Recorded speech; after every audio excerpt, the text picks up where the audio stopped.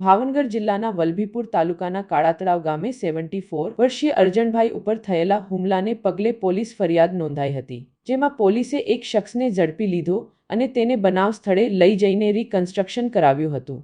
પરંતુ બનાવને પગલે સુરતથી મોટી સંખ્યામાં લોકો કાળાતળાવ ગામ આવી પહોંચ્યા હતા.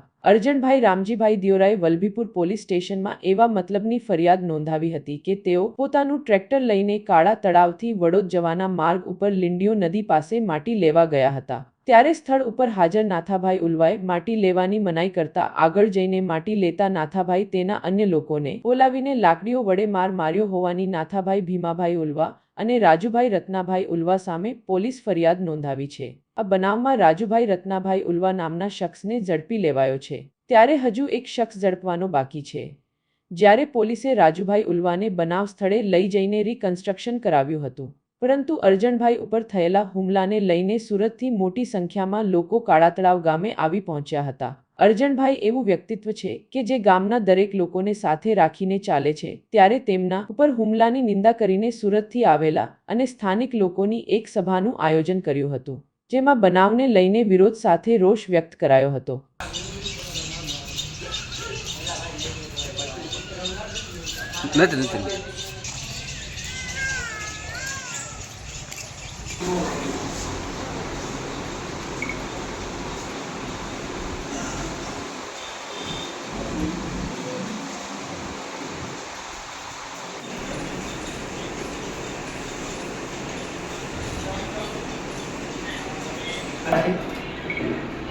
તને હું નાસ્તો કરાવી દઉં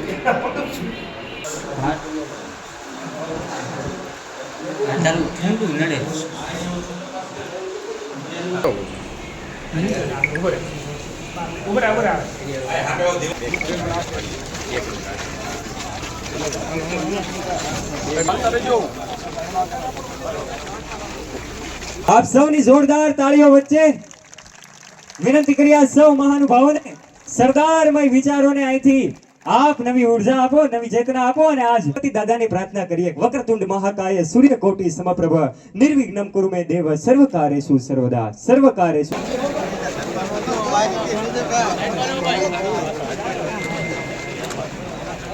જય જય સરદાર.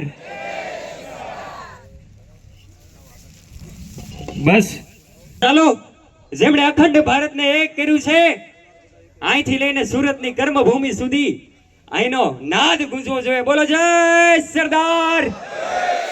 આપણી વચ્ચે દેદીપ્ય સ્વરૂપમાં આપણી વચ્ચે ઉપસ્થિત થશે અને અહીંયા હાજર એક એક વ્યક્તિઓમાં નવી ઉર્જા, નવી ચેતનાઓને પૂરશે ને ત્યારે આ કાર્યક્રમ ભવ્યની સાથે પ્રકારની ઘટનાઓ ગુજરાતની અંદર કે કોઈ પણ જગ્યાએ ન બનવી જોઈએ. અને જે રીતે અરજણભાઈ એક ખેડૂત છે, એક આગેવાન છે અને ખાસ કરીને એ મજબૂત આગેવાન છે, ત્યારે કાળા તળાવ ગામને એક હોંકારે જ્યારે ભેગા કરતા હોય, આખા દરેક સમાજના એક મસીહા હોય, કોઈ પણને દવાખાનાનું કામ પડે, કોઈ પણ ક્ષેત્રનું કામ પડે ત્યારે અરજણ કાકા ઊભા રહેતા હોય છે. ત્યારે એ મજબૂત આગેવાનની ઉપર હુમલો થાય ત્યારે ખૂબ દુઃખ થાય અને સમગ્ર આખું ગામ જેનો કોઈ સમાજની નથી હોતો અને આ અસામાજિક તત્વોએ જેના ઉપર હુમલો કર્યો છે ને એ ખૂબ દુઃખદાયી છે. ને પાળો ચડાવવાની નજીવી બાબતમાં આ હુમલો થાય, અભદ્ર ભાષામાં એનો આપણે કાને સાંભળી ન શકીએ ને આપણે મોઢેથી બોલવાની તો અલગ વાત છે, પણ સાંભળી પણ ન શકીએ જાહેરમાં